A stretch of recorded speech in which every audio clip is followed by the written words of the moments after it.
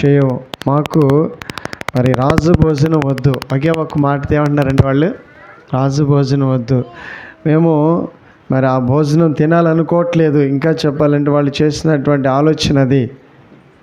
ఈరోజు ఎంతమందికి మరి ఈ ఆలోచనలు ఉన్నాయో నాకు తెలియదు, కానీ ఇలా నడవాలని తీర్మానాలు మరి తీసుకున్నారో నాకు తెలియదు, కానీ ప్రతి విషయాన్ని కూడా పరిశీలించవలసింది, పరీక్ష చేయాల్సింది.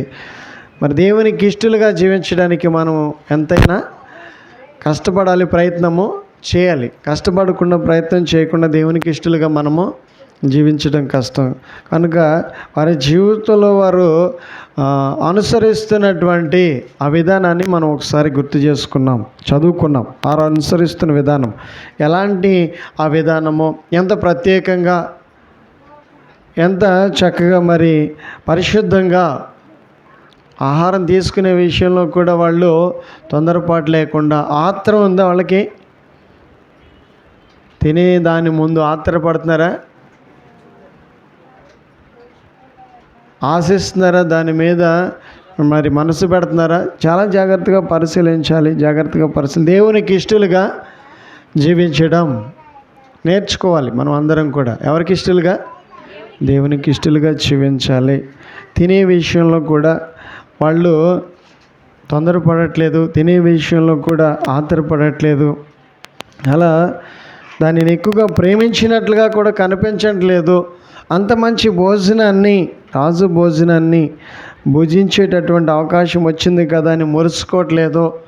దానికోసము వాళ్ళు సంబరపడిపోవట్లేదు. కానీ దానికంటే మరి దేవునిలో ఎక్కువగా సంతోషించడానికి, దేవుణ్ణి ఎక్కువగా ప్రేమించినట్లుగా వారి అలవాట్లు కనబడుతున్నాయి, వారి ఉద్దేశాలు కనబడుతూ ఉన్నాయి, వారి జీవితాన్ని అలా మార్చుకొని జీవించుచున్నట్లుగా కనబడుతోంది. ఈరోజు మరి మన జీవితాలు ఎలా జీవించాలి, మనం ఎలా జీవించాలి, ఎలా జీవిస్తే దేవునికి ఇష్టలుగా ఉంటాం? ఆ కాలంలో ఆ నలుగురు తప్ప నలుగురికి ఎవరినూ కూడా వెనక ముందు ఎవరూ లేరు, తెలుసా అండి? బబులోను దేశంలో ఇంకా వారు తప్ప వారికి ఎవరునూ కూడా లేరు. చెరపట్టబడినటువంటి వారిలో ఆ నలుగురిని తీసుకువెళ్ళి కోరుకుని రాజు చూడండి వాళ్ళని తయారు చేయడానికి వాళ్ళ మీద ఒక అధికారిని నియమించినప్పుడు ఆ అధికారి వాళ్ళ ముందుకు వెళ్ళి చెప్తున్నటువంటి మాటను మనం చదువుకున్నాం. అలాంటి సమయాల్లో వాళ్ళు, మాకు అవకాశం వచ్చింది కదా, రాజు భోజనము చేయడానికి ఇదే మంచి అవకాశం అని చెప్పేసి దాన్ని కోరుకోవట్లా. ఆ అవకాశాన్ని చూసుకుని వాళ్ళు దాన్ని అనుభవించడానికి ఆలోచనలు ఏవి కూడా చేయట్లా. వాళ్ళు ఏం చేస్తున్నారంటే సామాన్యులుగా ఉండడానికి వాళ్ళు ఏం చేస్తున్నారు, వాళ్ళు ఆలోచనలు చేస్తున్నారు. ఎంతవరకును కూడా ఆ అవకాశం వచ్చిన అదృష్టంగా భావించట్లా. ఈరోజు అవకాశం వస్తే ఏం చేయాలి? మందిరాన్ని మానేయాల్సినటువంటి సమయాల్లో మందిరాన్ని మానేయటం అంత మంచిది. ఆరాధన సమయాల్లో మనము పాలు పొందటం మనకు మంచిది. ఒకేలాగా మన భక్తిని మనం చేయాలి. ఎల్లప్పుడూ కూడా దేవుణ్ణి మనం ఆరాధించాలి. అంతేకాని మధ్యలో అప్పుడప్పుడు మన అలవాట్లు మార్చుకోకూడదు, మన ఆలోచనలు మార్చుకోకూడదు. మన జీవితంలో అట్లాంటి పొరపాట్లు ఏవి కూడా చేయడానికి మనము ప్రయత్నాలు చేయకూడదు. షడ్రాక్, మేషాక్, అబేద్నెగోలు వాళ్ళు సామాన్యులుగానే ఉంటామేమో, ఇలాగే ఉంటాం, మేము ఇలాగే తింటాం, ఇలాంటి అలవాట్లని అనుసరిస్తాం. ఇప్పుడు మీరేదో మాకు అవకాశం ఇస్తున్నారు కదా అని చెప్పేసి క్రొత్త అలవాట్లను మేము నేర్చుకోం అని చెప్పేసి చక్కగా మరి వాళ్ళు తేల్చి చెబుతూ, అర్థం చేసుకునేలాగా అధికారులకు చెప్తూ చక్కగా వాళ్ళ జీవితాలని మరి సామాన్యులుగా జీవిస్తూ దేవునికి ఇష్టలుగా జీవిస్తున్నట్లుగా మనం చదువుకుని, ఎంతమంది ఇలా మరి చక్కగా జీవిస్తున్నారు, మంచిగా జీవిస్తున్నారు. మంచిగా జీవించాలని కష్టాలు వచ్చినా వాళ్ళ మీదకు చాలా ఒత్తిడి వచ్చిందండి, మామూలు విషయం కాదు. రాజు ఆజ్ఞాపించాడు, వీళ్ళు ఇదే భోజనం రోజు చేయాలి. ఇప్పుడు అది తప్పించడం ఎవరి వల్ల కాదు, దాన్ని మార్చడం కూడా ఎవరి వల్ల కాదు. కానీ వాళ్ళు కోరుకుంటున్నారు, అయ్యా మీరు నా ముఖంలో ఏ రూపం, ఏ ఆకారం రావాలని కోరుకుంటున్నారో అదే రూపం, అదే ఆకారం మా ముఖాల్లో కనపడద్దు, మీరు చూస్తారు. ఈ ఆహారం తింటే వస్తుందని మీరు అనుకుంటున్నారు, ఈ ఆహారం తినకపోయినా మా రూపు మారద్ది, మా ఆకారము మారద్ది, మా ముఖరూపం మారద్ది. చూడండి, మీరే పరీక్ష చేయండి అని చెప్పేసి బ్రతిమలాడుకుంటున్నారు వాళ్ళు. స్తోత్రాలు చెల్లిద్దాం. ఇలా మరి జీవించడము మంచిది. ఇలా జీవించాలి మన జీవితంలో. మనం కూడా ఇది మంచి జీవితం అన్నమాట. ఎటువంటి దేవుని విడిచిపెట్టే ఆలోచనలు వాళ్ళకి లేవు. దేవుని దూరం చేసుకునే ఆలోచనలు వాళ్ళకి లేవు. ఈరోజు మనము మరి ఎలా జీవిస్తున్నాం? మన జీవితాన్ని ఎలా జీవించాలనుకుంటున్నాం? దేవుని విడిచిపెట్టి దేవునికి దూరంగా వెళ్ళి మనం ఏం సాధిస్తాం? మనం ఏమి సంపాదిస్తూ ఉంటారు? పోనీ ఏం మిగులుద్ది అంటారు? దేవునికి వేరుగా వెళ్ళిపోతూ ఉంటాం. ఆరాధనలో ఉన్న మానేస్తూ ఉంటాం. దేవుణ్ణి మరి ప్రేమించాల్సిన మనం అంతగా దేవుణ్ణి ఏం చేయలేకపోతున్నామో తెలుసా? ప్రేమించలేకపోతున్నాం. దేవుణ్ణి ఆరాధించాల్సిన మనం దేవుణ్ణి అంతగా ఆరాధించలేకపోతూ ఉన్నాం. మరి దేవునికి ఇష్టలు ఎలా అవుతాం మనం? దేవునికి ఇష్టలు కావాలంటే వాళ్ళు ఏం చేస్తున్నారు? ఇప్పుడు ఆ ఆహారాన్ని వద్దు అంటున్నారు. ఏమంటున్నారు వాళ్ళు? ఆహారాన్ని వద్దు. మరి మీరు ఎప్పుడైనా ఏదైనా దేవుని విషయంలో ఏదైనా నిర్ణయాలు తీసుకుంటున్నారా? ఏదైనా ఆలోచన చేస్తున్నారా? దేవుని కోసం ఏదైనా త్యాగం చేస్తున్నారా? సమర్పించుకున్నారా? మీరు ఇంకా నిర్ణయాలు మార్చుకున్నారా? దేవుని కోసము విడిచిపెట్టడానికి మీకు ఆలోచనలు వస్తున్నాయి. దేవుని కోసం నాకు దేవుని కంటే ఏది ఎక్కువ కాదు అనుకోగలిగితే అది చాలా మంచి ఆలోచన. అది మంచి సమర్పణ కూడా. కలిగి ఉన్నటువంటి వాటిల్లో మన జీవితంలో మనము వాటిని ఆధారం చేసుకోవటము అదంత మంచిది కాదు. జాగ్రత్తగా మనం పరిశీలించాలి, జాగ్రత్తగా మనం జీవించాలి, జాగ్రత్తగా మనం నడవాలి. ఈరోజు మన జీవితంలో ఏ పొరపాట్లు లేకుండా, ఏ విధమైనటువంటి దేవునికి కోపాన్ని కలిగించేవి లేకుండా ఉండటం మనకు మంచిది. ఈరోజు మనం నేర్చుకోవాల్సినటువంటి పాఠంలో చక్కగా మరి చూస్తే ఆ నలుగురు యవనస్తులు మనకేమి నేర్పిస్తున్నారో మనం నేర్చుకోగలిగినట్లయితే మన జీవితంలో మనం కూడా చక్కగా మరి అంచెలంచెలుగా దీవించబడతాం. అంచెలంచెలుగా మన కుటుంబాలు దేవుడు దీవిస్తాడు. అభివృద్ధి మన జీవితంలో మన కళ్ళారా చూస్తాం. మన జీవితంలో ఏ కొరతలు అక్కర్లు దేవుడు రానివ్వడు. అలా బానిసలుగా కొనిపోబడిన వాళ్ళే ఆ దేశంలో ఒక అధికారులుగా, ఏలుబడి చేసే వారుగా దేవుడు వాళ్ళ స్థాయిలో ఉంచాడండి. స్తోత్రాలు చెల్లిద్దాం. ఎప్పుడైతే వారు దేవుని చేతిలో ఉన్నారో, దేవుణ్ణి ప్రేమిస్తూ ఉన్నారో, దేవుని కోసము వాళ్ళు సమర్పించుకున్నారో, వాళ్ళ నిర్ణయాలు మార్చుకుంటున్నారో, అక్కడ కూడా వాళ్ళు సామాన్యులుగానే ఉండడానికి ఎప్పుడైతే వాళ్ళు సిద్ధం చేసుకుంటున్నారో, ఆ స్థితిని బట్టి దేవుడు ఏం చేస్తున్నారు? వాళ్ళని దేవుడు అంచెలంచెలుగా దీవిస్తున్నాడండి. స్తోత్రాలు చెల్లిద్దాం. ఈరోజు మీరు ఆశీర్వదింపబడాలి అంటే, ఆశీర్వదింపబడాలనే ఆలోచనలు మీకుంటే, గొప్పవారు కావాలనే కోరిక మీకున్నట్లయితే, ఇదిగో ఈ విధంగా దేవుని సన్నిధిలో దేవునికి ఇష్టలుగా మీరు కూడా మీ కుటుంబాలు కూడా ఇలా మార్చుకొని జీవించగలిగినట్లయితే, మార్చుకోవాల్సిన కొన్ని అలవాట్లను మార్చుకుంటే, మార్చుకోవాల్సిన కొన్ని ఆచారాలను మీరు మార్చుకోగలిగినట్లయితే, దేవునికి నచ్చని వాటిని విడిచిపెట్టగలిగినట్లయితే, అదేదైనా కావచ్చు, అది ఎంత గొప్పదైనా కావచ్చు, అక్కడ నేర్చుకుంటున్నాం. వాళ్ళు ఈ ఆహారమే మాకు వద్దు అంటున్నారు. తింటే సరిపోద్ది కదా, కానీ వాళ్ళు ఏమంటున్నారు? వాళ్ళు ఈ ఆహారం మాకు వద్దయ్యా. అదిగో ఆ అలవాటే దేవునికి నచ్చింది. వారు చేసిన ఆలోచన దేవునికి నచ్చింది. వాళ్ళు ప్రవర్తించిన ఆ ప్రవర్తనే నచ్చింది. ఆ తగ్గింపే ఆయనకి నచ్చింది. వాళ్ళకి ఏ కోరికలు లేవు. వాళ్ళు ఇలా అనుభవించాలి, అలా అనుభవించాలి, ఇలాగా తిరగాలి, అలాగా తిరగాలనే కోరికలు వాళ్ళకి లేవు. వాళ్ళు ప్రత్యేకంగా కనబడుతూ ఉన్నారు, ప్రత్యేకంగా జీవితాలు జీవిస్తూ ఉన్నారు.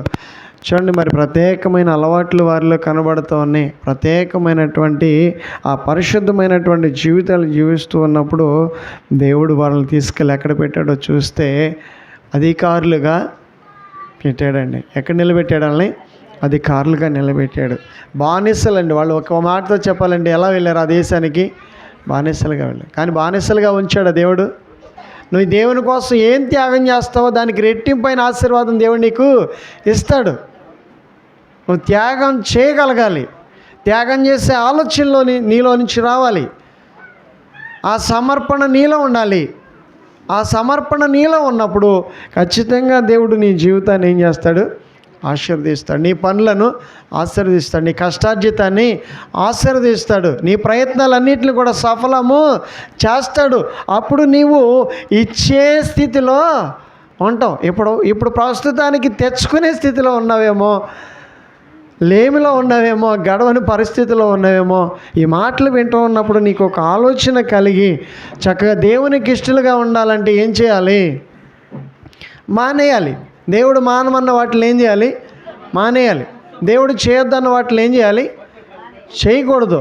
అలా మన జీవితంలో ఎప్పుడైతే చక్కగా మన జీవితాన్ని జీవించడానికి మనము ఆలోచన చేస్తూ చక్కగా మనల్ని మనం మార్చుకుంటామో, అలా మన జీవితాన్ని దేవునికి ఇష్టలుగా జీవిస్తాము. అలా జీవించి కనబడతామో అప్పుడు దేవుడు మనల్ని ఏం చేస్తాడంటే అంచెలంచెలుగా దీవిస్తాడు. మరి ఎలా పడితే అలా ఉంటే దేవుడు దీవిస్తాడా? ఎలా పడితే అలా జీవిస్తే అది దేవునికి ఇష్టమా? దేవునికి నచ్చనివి ఇంకా మన జీవితంలో మనము చేస్తూ ఉంటే దేవుడు మనల్ని ఆశీర్వదిస్తాడా? అది సాధ్యము కాదు. ఎప్పటికీ కూడా దేవుడు మనల్ని ఆశీర్వదించాడు. ఎప్పుడైతే నువ్వు మరి క్షేమాన్ని కోరుకుంటున్నావో అప్పుడు మరి దేవుని మాటలను కూడా వినాలి. దేవుని మాటలు వినగలిగితే కొన్ని అలవాట్లను దేవుడు మనకు చెప్తున్నాడు. కొన్ని మరి మార్చుకోవాల్సిన వాటి గురించి దేవుడు మనల్ని మరి హెచ్చరిస్తూ ఉన్నప్పుడు మనము వాటిని చక్కగా ఏం చేయాలి? పాటించాలి. వ్యర్థమైనవి మన జీవితాలు ఏముంటాయి? వ్యర్థమైనవి మన జీవితాలు ఏం చేస్తున్నాం? దేవునికి నచ్చనివి మన జీవితాలు ఏమున్నాయి? అవి వాక్యాన్ని వింటున్నప్పుడు, వాక్యం ద్వారా దేవుడు మనతో మాట్లాడుతూ ఉన్నప్పుడు ఆ మాటలు మనకి మరి చక్కగా మరి అర్థమైతే, ఆ మాటలు అర్థమైతే ఆ ఆలోచనలు తప్పక మనల్ని దేవుడు ప్రేరేపిస్తున్నట్లు మనకి అర్థమైనట్లయితే ప్రేరేపణ కలిగజేస్తావు. నిజమే, ఇవి విడిచిపెట్టేమని దేవుడే చెప్తున్నాడు, ఇవి మానేమని దేవుడే చెప్తున్నాడు, ఇటువంటి ఆలోచన చేయొద్దు, ఇటువంటి మరి పనులు చేయొద్దని దేవుడు చెప్తున్నాడని చెప్పేసి మనకి దేవుడు చెప్పినట్లుగా అర్థమైతే ఆ ప్రేరేపణను ఏం చేయకూడదు? మనము అణుచుకోకుండా దాని ప్రకారంగా మన జీవితాన్ని మనం చక్కగా జీవించగలిగినట్లయితే ఇదిగో వీరి జీవితాల్లో మనం చూస్తున్నాం. వీరి జీవితాలు తర్వాత మరి ఏ స్థితిలో ఉన్నాయో మనం చదువుకున్నట్లయితే కనబడుతుంది. ఒక అధికారులుగా, ఏలుబడి చేసేవారిగా, ఆ దేశంలో అందరికీ కూడా ఒక గౌరవం కలిగినటువంటి వ్యక్తులుగా కనబడుతున్నారు. బబులోను దేశంలో మరి పుట్టిన వాళ్ళు కాదు వీళ్ళు. బబులోను దేశంలో ఉన్నవాళ్ళు కాదు వీళ్ళు. బబులోను దేశానికి చూడండి బానిసలుగా వెళ్ళిన వాళ్ళే బబులోను దేశంలో ఏమయ్యారు? ఒక అధికారులు అయ్యారు. ఆలోచించేయండి, ఇది సాధ్యమా? వీరిని బబులోను దేశంలో రాజు తీసుకెళ్ళి అధికారులు చేయడానికి తీసుకెళ్ళాడా? కాదండి. మరి తీసుకెళ్ళినటువంటి ఆయన వీళ్ళ అధికారులను ఎలా చేశాడు? మనం ఆరాధించే దేవుడు ఒకసారి ఆయన గొప్పతనాన్ని గురించి ఆలోచన చేస్తే అధికారులకైనా అధికారి, రాజులకైనా రాజు, ప్రభువులకైనా ప్రభు. ఆయన విధించిన దాన్ని ఎవరు మార్చలేరు. ఆయన మారిస్తే ఎవరు కూడా దాన్ని ఏమీ కూడా అమలు చేయలేరు. అది ఎవరికి సాధ్యం కాదు. ఇది దేవుని యొక్క చిత్తం. వారి జీవితాల్లో వారు తీసుకుంటున్న నిర్ణయాలు, వారి జీవితాల్లో వాళ్ళు చేస్తున్నటువంటి ఆలోచనలు, వారు అపవిత్రం కాకూడదు అని వారిని దినదినం ఏం చేసుకుంటున్నారు? కాపాడుకుంటున్నారు. ఒక దినం కాపాడుకుంటున్నారా? ప్రతిదినం కాపాడుకుంటున్నారా? వాళ్ళు ప్రతిదినం వాళ్ళు కాపాడుకుంటున్నారు. పరిశుద్ధంగా ఎలా ఉండాలి? పరిశుద్ధంగా ఉండడానికి ఏమేం పనులు చేయాలి? అపవిత్రమైన పనులు అంటే ఏంటి? శరీరంలోనికి అపవిత్రత ఎలా వస్తుంది? అపవిత్రమైన కార్యాలు ఏంటి? ఆ వివేచనంత కలిగి ఆ అనుభవం చక్కగా పాటిస్తూ ఉన్నప్పుడు దేవుడు వాళ్ళని చూసి ఏం చేశాడు? ఆ దేశంలో అధికారుల్ని చేశాడు. మిమ్మల్ని అధికారులు చేస్తాడా? చేయడా? దేవుడు మిమ్మల్ని హెచ్చిస్తాడా? హెచ్చించడా? దేవుడు మీకు మంచి స్థితిని ఇస్తాడెవడా? మీరు వింటమే కాదు, మీ జీవితంలో మీరు అనుభవిస్తారు. ఈరోజు ఏం చేస్తే అనుభవిస్తాం అంటే ఆ వ్యర్థమైన వాటిలన్నిటిని కూడా ఏం చేయాలి? విడిచిపెట్టారు. ఆ వ్యర్థమైనటువంటి పనులన్నీ కూడా ఏం చేయాలి? విడిచిపెట్టేయాలి. అలా విడిచిపెట్టేస్తే నూతన పరచబడాలి మనం. ఇక నూతనమైనటువంటి అనుభవాలకు వచ్చేయాలి మనం. వాక్యాన్ని వింటున్నటువంటి మనము, వాక్యాన్ని అందిస్తున్నటువంటి దేవుని మాటలను చేతపట్టుకొని దాని ప్రకారంగా జీవించడానికి మనల్ని మనము చక్కగా సిద్ధం చేసుకోగలిగినట్లయితే, అలా సిద్ధపడుతున్న ప్రతి ఒక్కరిని ముందుకు వస్తూ దినదినం ఏం చేయాలి? దేవుని వాక్యాన్ని మన జీవితంలో మనము నెరవేరుస్తూ ముందుకు వచ్చినట్లయితే, దేవుణ్ణి మహింపరుస్తూ ఉన్నట్లయితే, దేవుణ్ణి ప్రేమించినట్లయితే ఖచ్చితంగా దేవుడు మనల్ని ఏం చేస్తాడు? దినదిన అభివృద్ధి పరుస్తాడండి. అప్పుడు మనం అభివృద్ధిని చూస్తాం. మన దినాల్లో ఏం జరుగుతాయి? అప్పుడు అభివృద్ధి జరుగుతుంది. మనం ఏం చేస్తున్నా దాన్ని దేవుడు ఏం చేస్తాడు? ఆశీర్వదిస్తాడు. మనం ఉన్నటువంటి చోట్లన్నిటిని కూడా దేవుడు ఏం చేస్తాడు? ఆశీర్వదిస్తాడు. యోసేపు ఆ పొతీఫార్ ఇంట్లో ఉంటే ఆ పొతీఫార్ ఇల్లంతా కూడా ఏమైపోతుందంట? ఆశీర్వదింపబడిపోతుందంట. ఎందుకన్నా ఆయన వెళ్ళగానే ఆ ఇల్లు ఎందుకు ఆశీర్వదింపబడుతుంది? ఎందుకు యోసేపును దేవుడు ఆశీర్వదిస్తున్నాడు? ఆయన కూడా ఈ విధమైనటువంటి ఈ లోక సంబంధమైనటువంటి కార్యాలని వేటిని కూడా తన జీవితంలో చేయడానికి ఎన్నడూ కూడా ఆలోచన చేసేవాడు కాదు. ఈ లోక సంబంధమైన వాటిని వేటిని కూడా ఆయన కోరుకోవట్లేదు.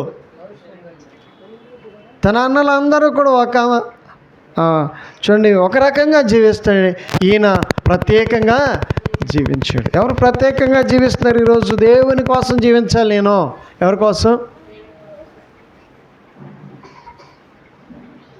మనం ప్రేమించినటువంటి వారి కోసం మనము దాచిపెడతా ఉంటాం. చూడండి, భర్త కోసం భార్య ఏం దాచిపెడద్ది? ఆహారాన్ని వండి దాచిపెడదా? ఇది ఎవరికి? ఇది నా భర్తకు అని చెప్పేసి దాచిపెడతారు. అలా మంచిదే. నేను ఎందుకు ఈ మాట చెప్తున్నానంటే, అలా దాచుకోవాలి. మనల్ని మనం కూడా ఏం చేయాలి? చెడుకు దూరంగా ఉండాలి, పాపానికి దూరంగా ఉండాలి, అపవిత్రతకి దూరంగా ఉండాలి. నేను దేవుని కోసం జీవించాలి. ఎవరి కోసం? దేవుని కోసం జీవించాలి. ఆయన నన్ను కొన్నాడు, ఆయన రక్తంతో నన్ను కొన్నాడు. ఇక నా కోసం, నా సంతోషం కోసం, నా స్వార్థం కోసం నేను ఈ చెడు పనులు చేయనని చెప్పేసి నువ్వు ఎప్పుడైతే ఆలోచన చేస్తావో, మానుకుంటావో, దేవుని కోసం జీవించడానికి నువ్వు సిద్ధం చేసుకుంటావో, దేవుడు సంతోషిస్తాడు. అలవాట్లను బట్టి దేవుడు ఆలోచనలు బట్టి సంతోషిస్తాడు. దేవుడు ఖచ్చితంగా నీవు అనుభవిస్తున్న శ్రమలన్నింటిలో నుంచి నువ్వు చేస్తున్న ఆలోచన చూసి ఏం చేస్తాడు? నిన్ను విడిపిస్తాడండి. యేసేపు అంత ప్రత్యేకంగా జీవించిన యేసేపుకి ఏమొచ్చినాయో తెలిసి ఎన్నో శ్రమలు వచ్చినాయి. కానీ దేవుడు ఏం చేశాడు? ఆయన్ని విడిపించాడు, అధికారిని చేశాడండి. స్తోత్రాలు చెల్లిద్దాం. దేవుని కోసం జీవించే వాళ్ళకి సుఖమా కష్టమా? దేవుని కోసం జీవించాలంటే కష్టాలు వస్తాయా, సుఖం ఉంటుందా? చెప్పండి, ఏం చేయాలి? ఎలా పడితే అలా జీవిస్తే ఏ కష్టాలు ఉండవేమో, కానీ దేవుని కోసం జీవించాలంటే ఏం చేయాలి? మానేయాలి. సిగరెట్లు మానేయాలి, చుట్టలు మానేయాలి, మందులు మానేయాలి, బూతులు మానేయాలి, రకరకాలైనటువంటి అలవాట్లు అన్నిట్లు కూడా, అపవిత్రమైన వాటి అన్నిట్లు కూడా ఏం చేయాలి? విడిచిపెట్టాలి. అలా జీవిస్తేనే దేవునికి ఇష్టం. అలా జీవించి కనిపిస్తేనే దేవుడు ఏం చేస్తాడు? నిన్ను ప్రేమిస్తాడు. దేవుడు నిన్ను ప్రేమించాలి అంటే ఇదిగో ఈ విధంగా నువ్వు నీ అలవాట్లన్నిటిని కూడా ఏం చేసుకోవాలి? ఒక్కొక్కటి మార్చుకునే ప్రయత్నము చేయాలి. ఒకవేళ వేరుగా ఉన్నట్లయితే, ఇంకా నీలో ఆ మార్పు రాకపోతే, ఈ మాటలు వింటున్నప్పుడైనా నువ్వు సరి చేసుకోవడానికి ఇష్టపడగలిగినట్లయితే, ఇదిగో ఈ ప్రత్యేకమైనటువంటి సమయంలో దేవుడు మనకు అందిస్తున్నటువంటి ఈ సందేశం ద్వారానైనా నీ ఆలోచనలు మార్చుకోగలిగినట్లయితే నీవు ఖచ్చితంగా అధికారివి అవుతావు. స్తోత్రాలు చెల్లిద్దాం. అధికారివి కాకపోయినా ఒకరికి పెట్టే స్థాయిలోనైనా ఉంటావు, ఇచ్చే స్థాయిలో ఉంటావు. దేవుడు నేను అలా అంచెలంచెలుగా దీవిస్తాడు. నువ్వు చేయనివన్నీ కూడా ఏమవుతాయి? సఫలమవుతాయి. అదిగో లాభం దగ్గరికి యాకోబు వెళ్ళాడంట.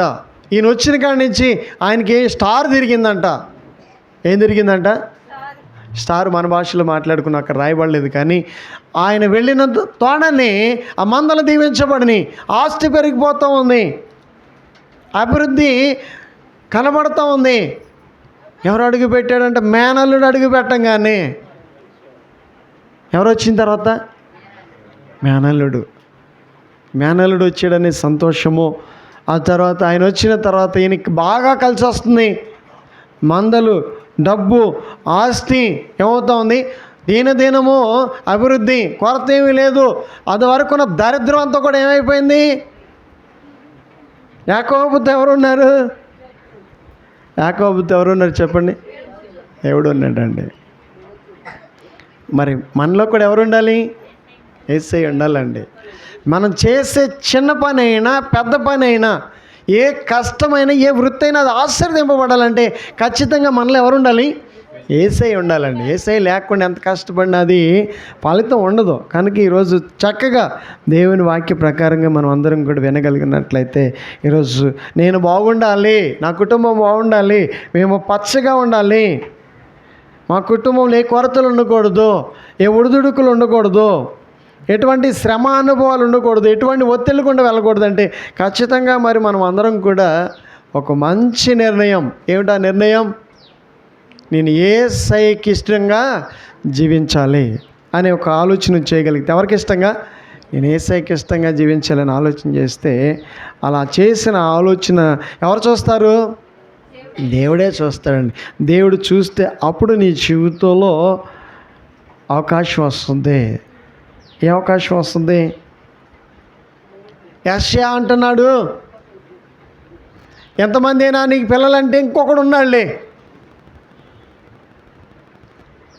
వీళ్ళేనా?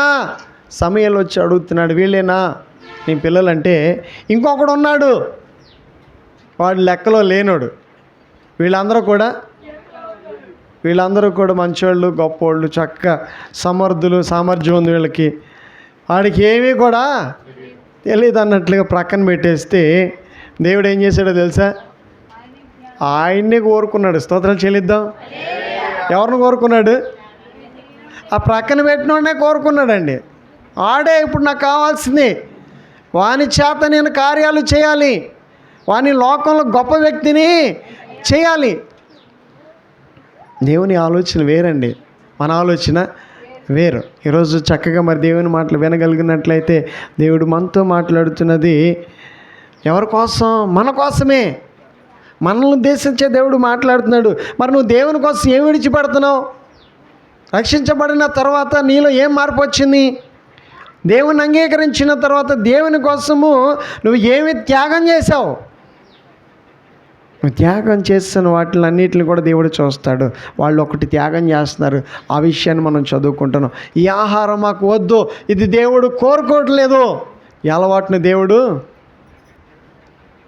వద్దన్నాడు. ఏ అలవాటు వద్దన్నాడు? అన్నం తినొద్దన్నాడా? అన్నం తినటం కాదండి, అక్కడున్నటువంటి అలవాట్లు వేరు, ఆహారం వేరు. కనుక సామాన్యులుగానే ఉంటామేమో, మేము భుజించే ఆహారాన్ని, రోజు తీసుకునే ఆహారాన్ని మేము తీసుకుంటాం అంటున్నారు. మాకు మధ్యలో ఏదో అవకాశం వచ్చింది కదా అని చెప్పేసి, మీరేదో బలవంతం చేస్తున్నారు కదా అని చెప్పేసి మొఖవాటం చొప్పున మేము ఈ ఆహారాన్ని అప్పుడప్పుడు చేయరండి. బలవంతం చేస్తే తాగమా?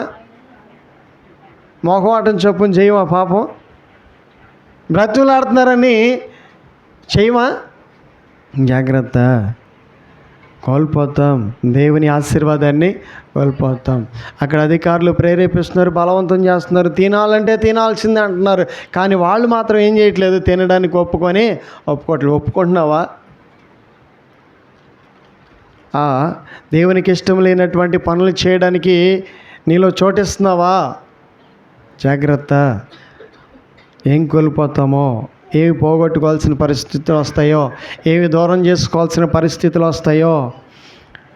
ఈ యవనస్తులను బట్టి చూస్తే వాళ్ళు అంటున్నారు, మేము దేవునికి ఇష్టమైనవి చేస్తాం కానీ దేవునికి నచ్చనివి ఏవి కూడా చేయం. ఉంటారా అలాగా? ఉందామా అలాగా? దేవునికి ఇష్టంగానే ఉంటాను. కొద్ది కాలము చూడండి, మరి ఇంకా మనం ఎంతకాలం ఉంటాం భూమి మీద? శాశ్వత కాలం ఉంటాం అనుకుంటున్నారా? శాశ్వత కాలం ఉంటారండి మీరందరూ? ఎంతకాలం ఉండేది మనం? కొద్ది కాలమే. చెప్పండి, ఎంతకాలం? కొద్ది కాలమే. ఎప్పుడు ముగిస్తాం ఎవరికి తెలీదు. ఎవరికి మనం చెప్పి వెళ్ళాం. వెళ్ళేటప్పుడు చెప్తారా మీరు, నేను వెళ్తున్నానని? వెళ్ళొస్తానని చెప్తారు. పని వెళ్తామని ఎన్నోళ్ళు వస్తామని కానీ వాళ్ళకి చెప్పలేం. ఎందుకంటే అది ఎవరికి కూడా తెలియదు.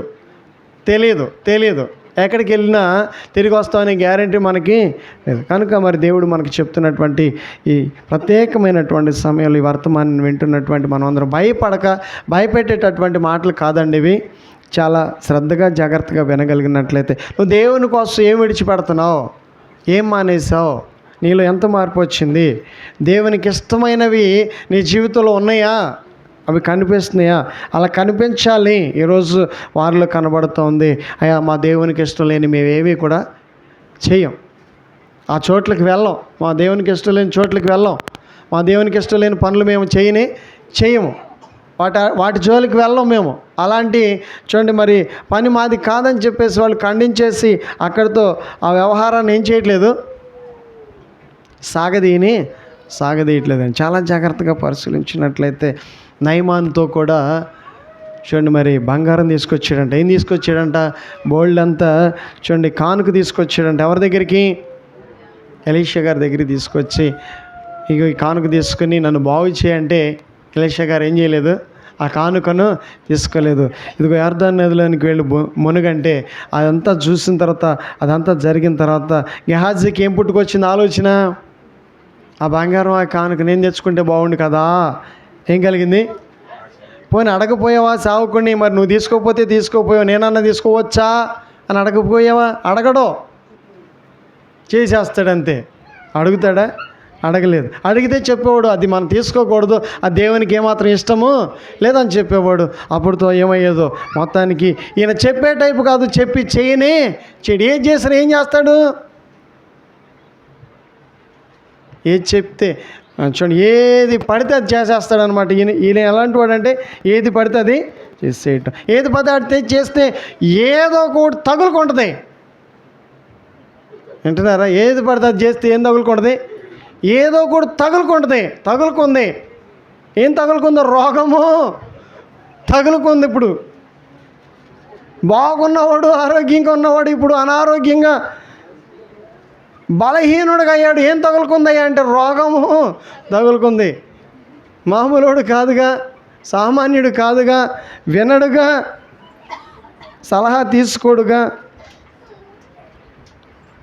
ఏది పడితే చేస్తే అది మంచిది కాదండి. ఈరోజు షడ్రక్ మెషక్ అబేద్నెగోలు ఒక గొప్ప పాఠాన్ని నేర్పిస్తున్నారు. అయ్యా ఎలా జీవించాలో, ఈరోజు మనం రోజు ఎలా జీవించాలి, ప్రతిరోజు ఎలా కనిపించాలి, దేవుడు మనల్ని చూస్తున్నాడు, దేవుని కన్నులు మనల్ని చూస్తున్నాయి అనే సంగతిని గుర్తు చేసుకుంటూ బహు జాగ్రత్తగా ఈ ఆహార విషయమే కాదు ప్రతి విషయంలో కూడా ఇది దేవునికి ఇష్టమా, ఇది దేవునికి ఇష్టం లేదా, ఇది చేయొచ్చా, ఇది చేయకూడదు అని చెప్పేసి వాళ్ళని కాపాడుకునే ప్రయత్నం, దేవుని కోసం జీవించడానికి వారు తీసుకోవాల్సిన అన్ని జాగ్రత్తలు ఏం చేస్తున్నారు? చక్కగా తీసుకుంటున్నారు. మరి మీరు కూడా తీసుకుంటున్నారా? దేవుని కోసం మరి జాగ్రత్తలు తీసుకోవాలి, దేవుని కోసం జాగ్రత్తగా జీవించాలి. ఏది పడితే అది చేయటం, ఏది పడితే అది మరి చేయొచ్చు అనే ఆలోచనలు మనకి రాకూడదు. జాగ్రత్తగా జీవించినట్లయితే ఆ గెహాజీ వెళ్ళిపోయి ఏం తెచ్చేసుకున్నాడు? ఆ ధనాన్ని తెచ్చేసుకున్నాడు. పోనీ తెచ్చేసుకున్నాను చెప్తున్నాడా? పోనీ ఒప్పుకుంటున్నాడా? అదన్నా బయట పెడుతున్నాడా? అది రహస్యం. అదేంటి? అది రహస్యం. అది ఎవరికి తెలియదు అనుకోవటం, మళ్ళీ ఏదో గొప్ప పని చేసుకున్నాను అనుకున్నట్టుగా మురుసుకుంటున్నాడు, మళ్ళీ తనలో తాను పొంగిపోతున్నాడు. ఆహా ఈరోజు చాలా అదృష్టం నాకు, ఈరోజు బోల్డ్ అంత సంపాదించేశాను అనుకున్నాడు. అనుకున్న అంతలోనే బయట పడదు అనుకున్నప్పుడే ఆ విషయం ఏమైపోయింది? బయట పడిపోయిందండి. ఆ విషయం ఎలా బయటకు వచ్చింది? ఎవరున్నారు గెహాజీతో? గెహాజీ వెనకమాల ఎవరు వెళ్ళారు? ఎవరు వెళ్ళలా.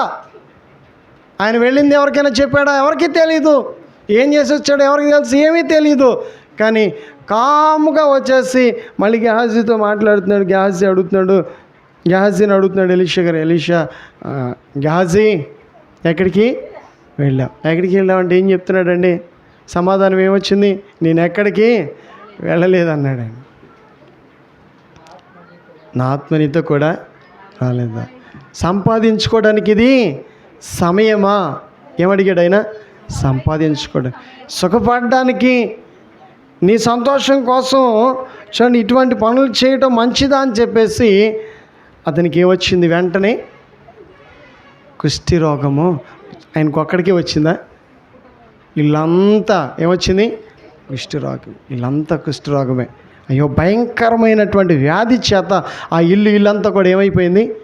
బాధపడాల్సిన పరిస్థితులు వచ్చినాయి. అందుకని ఈరోజు మాటలో మనం వినాలి, జాగ్రత్తగా వినాలి. దేవుని కోసం నువ్వు ఏం త్యాగం చేస్తున్నావు? రక్షించబడినటువంటి నాటి నుండి ఈ రోజు వరకు మన దేవుడిచ్చిన సమయాన్ని బట్టి దేవునికి ఇష్టంగా జీవిస్తున్నామా?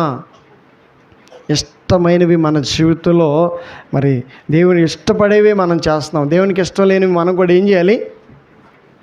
విడిచిపెట్టాలి. దేవునికి ఇష్టం లేదు అంటే ఏం చేయాలి? దాన్ని విడిచిపెట్టాలి. దాన్ని చూడను కూడా ఏం చేయకూడదు?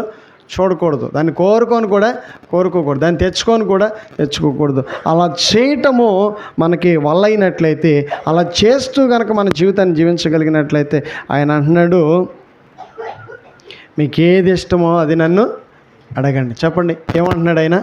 మీకు ఏది ఇష్టమో అది నన్ను అడగండి, నేను అప్పుడు మీకేమిస్తాను? వాళ్ళు పెట్టింది అంటే ఏంటి? అసలు నువ్వే పెట్టే స్థితిలో ఉండాలి. దేవుని చిత్తం అది. ఇప్పుడు వాళ్ళు పెడుతున్నారు, ఇక ముందు దినాల్లో చూడండి వీళ్ళే పెట్టేలాగా దేవుడు వీళ్ళే నిలబెట్టాడు, ఆశీర్వదించాడు. స్తోత్రాలు చెల్లిద్దాం. అది దేవునికి ఇష్టమైనటువంటి జీవితం జీవించే వాళ్ళ జీవితంలో దేవుడు చేసే గొప్ప కార్యం అన్నమాట. దేవుడు తన పరిశుద్ధ వాక్యాన్ని మనందరి వెనుకట్లా దీవించిన గాక. ప్రార్థన చేసుకుందాం. శుద్ధుడా, మీకు వందనాలు. యేసయ్య, మీకు స్తోత్రాలు. ఈ వాక్యానుసారంగా మాతో నాయన ఈ ఛానల్లో కూడా వాక్యం వింటున్న వారందరితో కూడా మీరు మాట్లాడినందుకు స్తోత్రాలు. ప్రతి ఒక్కరిని ప్రేరేపించండి నీకు ఇష్టలుగా జీవించడం, నీకు ఇష్టమైనటువంటి జీవితాన్ని జీవించేటటువంటి ఆలోచనలు ప్రతి ఒక్కరికి దయచేయండి. అలాగే చక్కగా ప్రభువా అధికారులు అవ్వాలి, మంచి స్థితిలో ఉండాలి.